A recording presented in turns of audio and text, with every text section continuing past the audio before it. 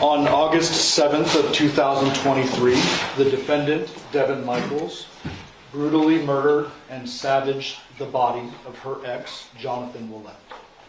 But the story did not begin on August 7th of 2023, and all I can say is buckle up because you're in for a wild ride. This is Jonathan in life. It's Jonathan's two young children that he shared with the defendant. Both girls, faces blocked out, they're preteen young children. You will learn during the course of this trial that John had a son from a prior relationship named Devyn. That after Devyn was born, he split with Devyn's mother, eventually getting into a relationship with the defendant. They then had these two children together. They separated, and there was a custody agreement that was ordered by the family court in which the victim had full physical custody of the girls. You will learn that the defendant was not happy about that situation, that the defendant wanted to have control of her girls, and she wanted to start a new life with Devyn, the same Devyn that is John's son. On August 7th of 2023, Yoko Willette, an elderly woman, woke up to find her dead son in his room with what she referred to as his face and neck missing. This is the 911 call she plays. Yes, this is Yoko Willette. My number is, address is 2698 Aradura Drive, Henderson, Nevada.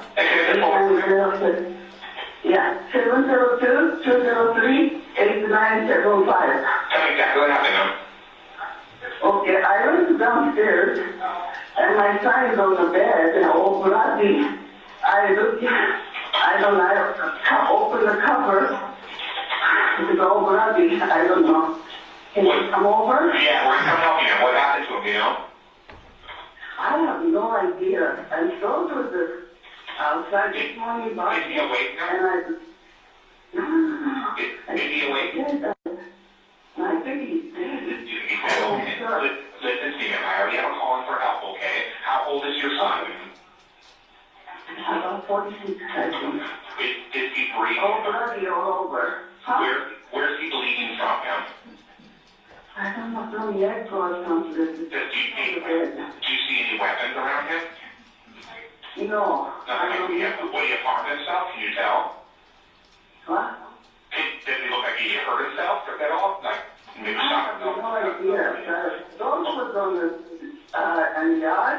I told him, I didn't know he was trying to move out from my house. Okay. And his girlfriend was here yesterday. Okay. When's the last time you saw him? Yeah, when's the last time you saw him okay? How long ago? Last night. Last night? Yeah. I think somebody has to come to eat. Okay, yeah, we're already on the way, okay? We're going to try to help him before we get there. Do you have a defibrillator available inside your house? Huh? Do you have the defibrillator available at your house, a shocking machine? I don't. That's okay. Now, what I want you to do is think, do you feel safe to get ready next to him so we can try to do... That is what police found when they arrived at the Willette residence. Jonathan on his bed in his bedroom. As you can see, his head is missing. Large blood stain at the foot of the bed there, and a large amount of blood underneath where his head should be. Officers eventually removed the cover from his body and noted several chemical burns, or what appeared to be strange chemical burns on his body. And a very clean decapitation that you can see there. Henderson Police Department was responsible for the investigation. After first responders arrived on scene, clearly couldn't render any medical aid to the victim, they locked down the scene. Homicide investigators are then enlisted and take over. Along with the homicide investigators, they bring out an army of crime scene analysts and treat this case obviously very seriously, and they go into the home. After executing a search warrant.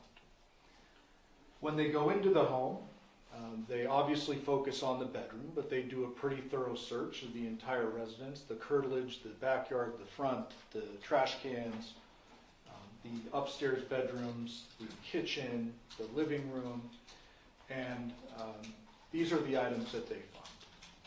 A couple of chemical bottles, obviously relevant for the potential chemical burns on the victim's body. They find some interesting writings that you'll see a little bit more of later, demonstrating that there was a contentious custody case going on between the victim and someone at that point, someone.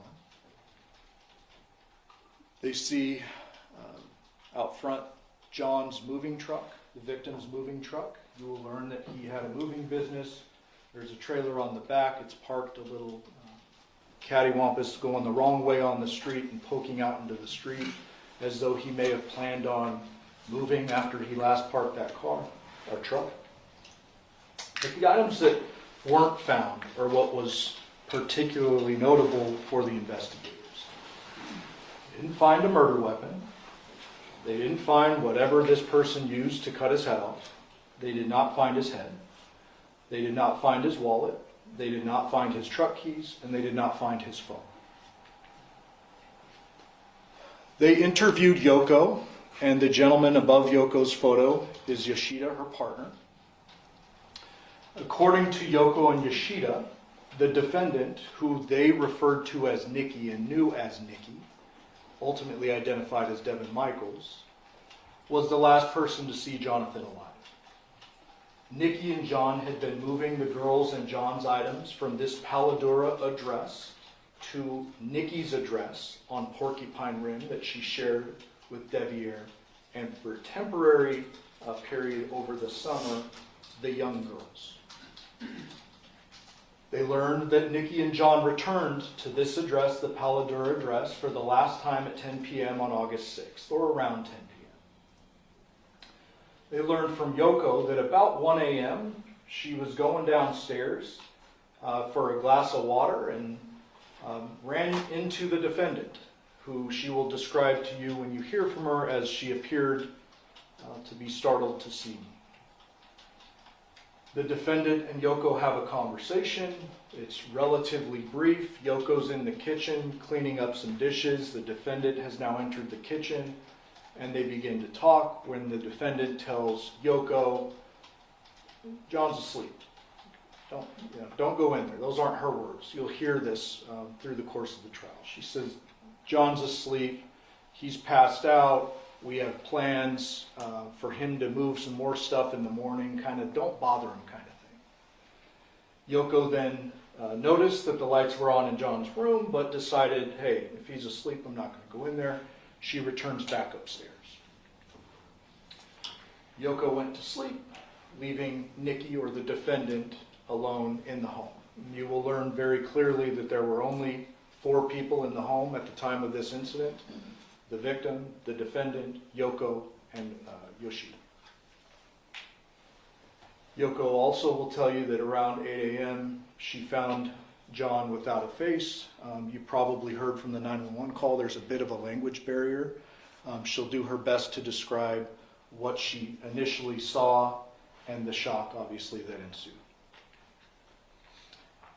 So the defendant is the last person to see him, so investigators are very curious to speak with her. Homicide detectives summon her to the scene. They get a hold of her via a phone number given by a neighbor.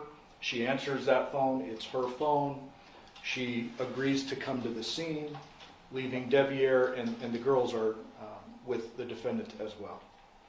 She, in her initial interview, says John is her ex. They share the 2 children together, that they spent the whole day together on August 6th, moving, shopping for the girls' school supplies, etc. Everything's normal from her perspective.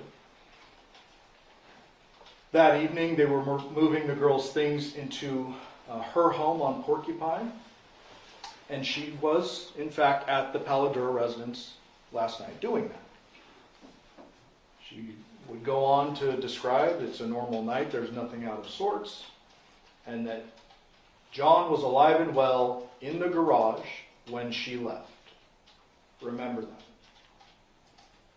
Further investigation, of course, occurs. Homicide detectives are treating this very seriously. You will learn from many of them that when a homicide such as this comes in, they divide duties. There's too much for one person to do. And so, although there is a lead detective who goes by the name of Dennis Ozawa, Detective Ozawa was not in any way the only person investigating this case. He had an entire team, and you will hear from many of those people. You will learn that one big thing in the modern days of investigation is videos, video cameras. They're everywhere in our valley, so they canvass all around. The Paladura residence is kind of right in the middle of all those yellow markers. They canvassed all these different addresses for anything who saw, heard anything, and anyone who had a camera. Some of those were fruitful, some of them were not. They knocked on the doors where video cameras were visibly present. They even knocked on doors where they weren't present in the hopes that maybe someone saw or heard something. And they gathered a lot of footage. We're going to do our best during the course of this trial to streamline it for you. There's hundreds of hours of footage, and we're going to present it in the best way we can. They also learned that there is a neighbor directly to the left of the homicide scene who had a motion-activated Ring camera, which will become important later in the trial. There also was an autopsy, of course. The Henderson Detective Ozawa attended that autopsy. You will hear from the medical examiner in this case, Dr. Stephanie Yagi with the Clark County Coroner's Office, who enlisted the assistance of a forensic anthropologist, Dr. Burns, who works out of UNLV. You will learn that Dr. Yagi surmised that the cause of death was homicidal violence and the manner of death was homicide. You will learn that she noted the non-thermal chemical burns on the body, which did not contribute to his death, but were notable for investigative purposes. Something important I want you to keep in the back of your mind is there were no bleeding injuries anywhere else on the body, so everything was focused neck and above. You will learn that the decapitation occurred post-mortem. There are histological reactions that the body has if this type of thing happens while you're still alive and your body is trying to actively repair itself. None of those were present during the course of the autopsy, and so the doctor will testify that this was a post-mortem decapitation. As I mentioned, she enlisted the assistance of a forensic anthropologist, Dr. Burns. You will hear from her as well. She will talk about the science behind what she does, and in this particular case, she was enlisted for the main purpose of determining what was used to cut off Mr. Willette's head. She will tell you that she did microscopic examination. During the course of that thorough examination, she determined very clearly that there were 2 separate instruments used to chop off his head. She even can narrow it down by time because of the layering of the artifacts on the bones. And so she will surmise and testify that first, a serrated or non-serrated knife was used. So a knife, whether serrated or not. When that was unsuccessful, the defendant then used a powered saw of some sort. She can't narrow it down to class. You will learn, or class of tool. You will learn that the bones in the neck, the cervical spine, are very small. There are areas on it which would reflect these markings, but they are so small that she can't really surmise what type of saw. She'll testify that if it's a long bone, she has seen cases with dismemberment, involving dismemberment, but not a decapitation. But with dismemberment of larger bones, you can see more, which allows you to narrow down the type of saw that was used, but here that's not possible. Nonetheless, she will testify clearly that it was 2 different instruments, knife first, saw second. Further investigation also revealed what Mr. Draskevich alluded to in jury selection, a very non-traditional family situation. And I kind of mentioned this a little bit earlier. The investigation revealed that the defendant, after splitting with John, ultimately married his son, Devyn. Devyn moves in with her. They are together for an extended period of time. The defendant loses custody of the girls, and eventually the girls end up for a short period of time over the summer of 2023 before school starts, living in the home with the defendant and Devyn, with Jonathan living back at the Paladura residence with his mom and Yoshida. This is Clark County Department of Family Services document showing the parent placement verification letter describing that John was awarded full physical custody of the girls on October 27th of 2022. That Jonathan, as I said, and the girls were living at 2698 Paladura at the time. You can see in the document that the defendant had weekly supervised visitation with the girls for an extended period of time. And you will learn through various witnesses that John kind of bent the rules with that and allowed her to see the girls a little bit more than was court ordered. You will also learn that John allowed the girls to stay with the defendant and Devyn, as I mentioned, at the Porcupine Rim address over the summer of 2023, and that Jonathan was going to move in with the defendant and the girls to try to stabilize their lives and basically try to get everyone under the same roof. The girls were having a real hard time with the custody situation, and his main focus was the girls. Obviously, with all this information they have gathered, the defendant is now a person of interest. She's the last person to see John. She's been over there very close in time to his murder. There's all these ties. There's the custody paperwork I showed you earlier, the writings that were in his room. And so they respond to Porcupine Rim. I can't remember if I put a map in here, but I'll just tell you we'll have a Google map for you that shows the distance between the homes. They're about 30 minutes apart. Paladura is in Henderson. Porcupine Rim is in Las Vegas, and it's a pretty good distance, about 30 minutes. The detectives will tell you, and this is Detective Ozawa and Detective Carrie Skinner, that when they go to the residence, they observe the defendant. She's kind of either moving stuff or moving back and forth between the home and the vehicle, and they note a couple of things before they approach and make contact with her. You see the Nissan Armada, which is the defendant's vehicle. Looks pretty clean and shiny. You will see that cell phone on the right. The detectives observed that when they first drove up, kind of sitting in the rocks near the driveway. Thought, okay, that's weird, but we're not going to touch it. We're not executing a search warrant yet. They leave it be, and then they make contact with the defendant to interview her again, because now they know some more things, and things aren't quite adding up, and they want to know a little bit more. They make contact with the defendant, and this is prior to them going into the home and executing a search warrant on the home. They get a little more information, but the story generally remains the same, that John recently dated Andrea. This is extra information. But that last night he threw away his engagement ring in the trash can at Paladura, which, remember that. That John wanted to get back together with her romantically. This is new information. And move in, which we already know to provide stability for the girls.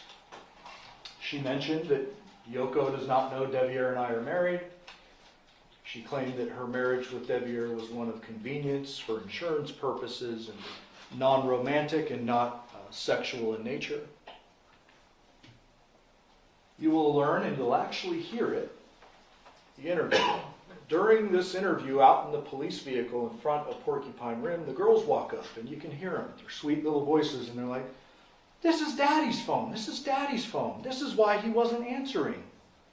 The detectives realize that's kind of important.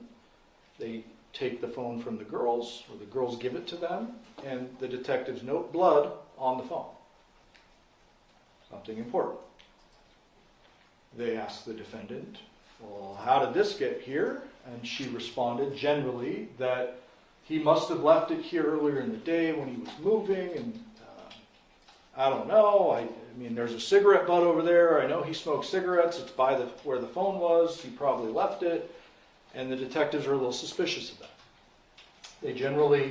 They ask her a few more questions. Again, you're going to hear this stuff in the audio recording, so I've summarized it. And then ultimately at the end, she again sticks with this. John was alive and well in the garage when I left. As I mentioned, the detectives then obtain a search warrant and execute that search warrant on the home. They also get the warrant for the vehicles. You'll learn that that white moving van is Devier's work van. He was a home security installer. He did various jobs for a legitimate company. They searched that vehicle, nothing of evidentiary value found in that vehicle. You can also barely see behind the van. There's a small sedan that's inoperable, but they search it nonetheless. They find nothing of evidentiary value. When it comes to the defendant's Nissan Armada, they photograph it on the outside, but then they apply seals to every opening, and then they tow that to have it searched later at their lab. You will learn they find in the garage the Ring cameras from John's home. A little weird. They grab them up. They seize them pursuant to the search warrant in the hopes that maybe since these are the cameras from John's home, it captured something. There is no footage, unfortunately, associated with it. They issued administrative subpoenas and attempted to obtain footage from Ring. There was no footage because he didn't have the right account to store the Ring footage in the cloud. And I'm butchering the technical terms, I'm sure, but you'll hear all of this from witnesses. They also noted that there was no SD card in the cameras themselves, but nonetheless, they took them, they seized them pursuant to the search warrant, just to make sure. You will also learn they find several of defendants' writings throughout the home describing kind of the relationship with Devier, not exactly how the defendant described it to them to begin with. Very importantly, they find the defendant's purse. Inside her purse, they find the victim's social security card, along with one of her work cards.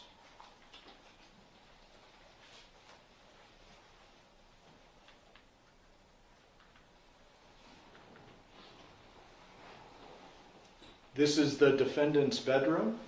What I've circled there is basically her underwear drawer. When you execute a search warrant, you go through everything. You basically toss the place, and when they were searching the defendant's underwear drawer, they found something. My mouse is freezing on me here.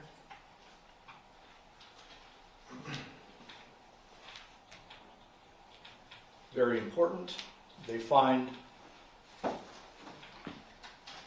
several layers of knotted plastic bags, and inside they find the victim's wallet, current identification, and his only set of truck keys.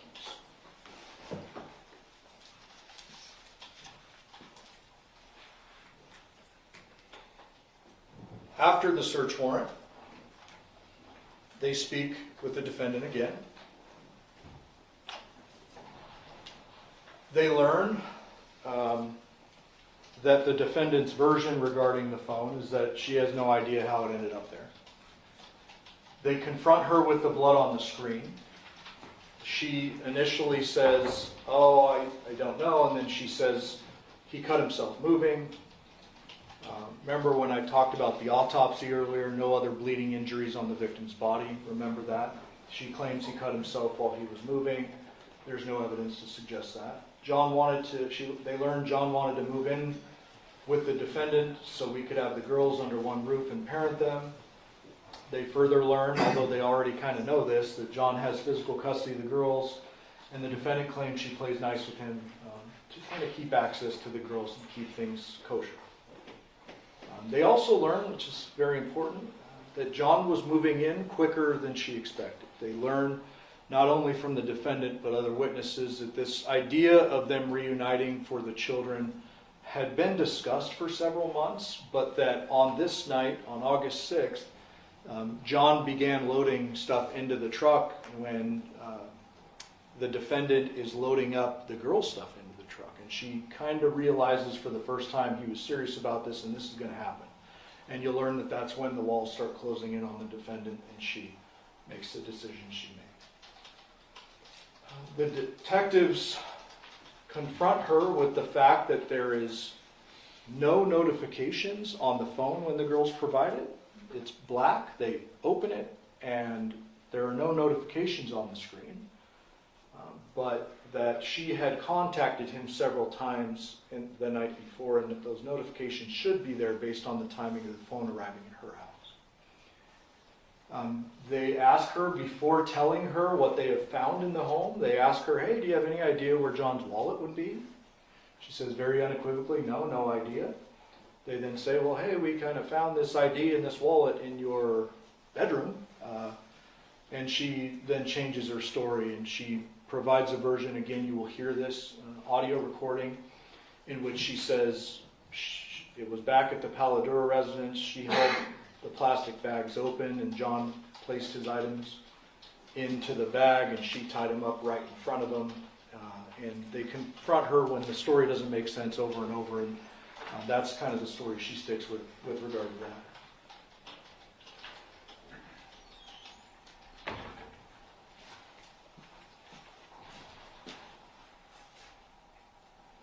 You will learn there was an extensive follow-up investigation after that interview. Although things weren't adding up, although things looked very strange, the detectives did not rush to judgment and arrest her right there. Although all of the victim's property is inside her home, his blood is at her scene, they don't arrest her right there. They choose to do follow-up investigation. You will learn there was fingerprint analysis that was done. Nothing really of evidentiary value comes of that. You will learn that DNA processing was done, that the victim's blood was in fact on the phone at her house, and that the defendant's DNA was on the knot of those plastic bags where his property was found inside.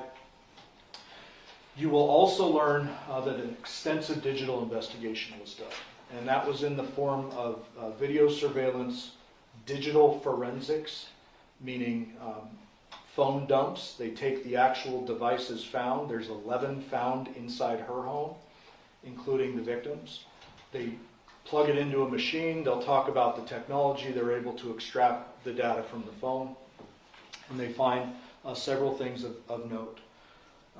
They also do a call detail record investigation. That is the records that your cell phone maintain or are maintained on your cell phone, everybody's cell phone, with the company you use for service. And those records not only show incoming and outgoing messages and calls, but they also show location data, because every time you place a call or receive one, you are pinging on some kind of tower and leaving a trail of where you've been. Not a precise trail, but a general trail of where you've been. They also pull Burla. Burla is a lot more precise than the cell phone towers. That is an infotainment system inside the Nissan Armada. And they're able to extract that data, and I'll show you that in a moment. They very clearly get a timeline based upon the Burla. The defendant's vehicle is at the victim's home by 10 o'clock at night. The vehicle activates but does not move at about 11 o'clock at night. The vehicle leaves the home for good at 2:04 a.m. 2:04 a.m. on August 7th. And you'll see that in a moment. I've noted here that the video surveillance, DFL, and CDR rule out Devyn. Obviously, he was interviewed. You will hear from him during the course of this trial, but they treat him as a suspect. Obviously, there's some fishy circumstances. They're not just pinning this on the defendant because what she's saying doesn't make sense. They're looking into both the defendant and Devyn and others. The video surveillance that I'm referring to is kind of wide-ranging. There is one particular camera you're going to learn about that was near the Porcupine Rim residence, the defendant's home. That is a full-time camera. It's not a motion-activated camera. That allows them to see the home, see what vehicles left, came and went at any given time, and they clearly rule out Devyn from that video. In addition, I mentioned earlier, there's video surveillance from next door to the victim's home that captures the defendant at around 11 a.m. going to her vehicle, moving it slightly, and then ultimately leaving. Gotta love technology. Here are a couple of additional clips from video surveillance. The one on the left is the defendant with the victim the night before when they're doing the moving. It shows us that they are together, that no third party is present, it's just them. They go into a store, they buy an item, and they leave. And then 2:28 a.m., the defendant is alone. It kind of clipped off on this particular picture, but the defendant is alone in her vehicle after she leaves the residence and goes back to her home, ultimately landing there about 2:46 a.m.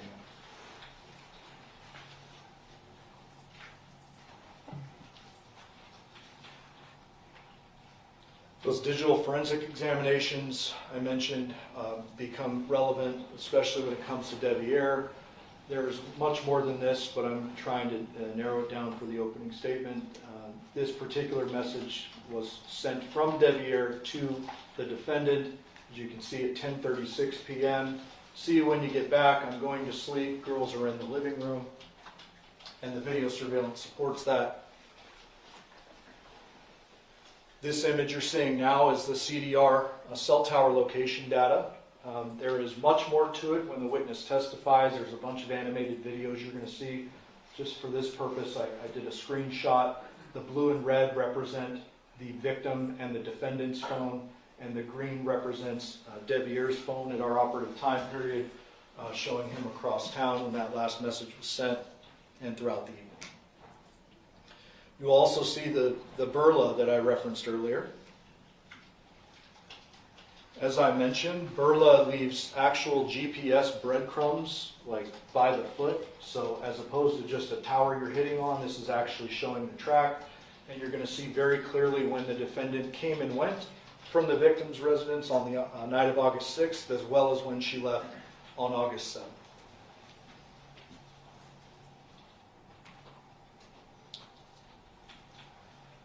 After all of this information is gathered, it's very clear that the defendant did this to the detectives. They make the decision to place her under arrest for murder with use of a deadly weapon. After she is arrested, she is interviewed again. This time they try with two different detectives. Obviously, the statements she gave earlier were inconsistent, and so they send in a couple of other detectives, and you'll hear from that detective as well. In this particular interview, the defendant acknowledged that she realized John was actually moving in, that at the time of the murder, she was giving John a massage on the bed. While he was lying on his stomach, the defendant got up, walked over to the fireplace, and grabbed a large, what she referred to as a stick or maybe a candle holder. It's a large, heavy object. John was lying on his stomach, not a threat, in the midst of a massage, face down, unexpecting, and the defendant admits that she returned to the bed, bashed him over the head with that club or stick, and that John went limp at that time. You will learn that the defendant refused to acknowledge what she did next. You can make your determination as to why someone might do that as this trial goes on. But she refused to tell detectives what she did with John's head or with the weapon, that those items were never recovered. And so you need to put together the pieces, as the judge just described with the rain example. You will learn that this is the reality of the situation before John was killed, and that the defendant wanted John out of the picture. This is the future that she saw, that she wanted, and the only way to have that future was with John out of the picture. Thank you for your time and attention this week. We truly do appreciate it.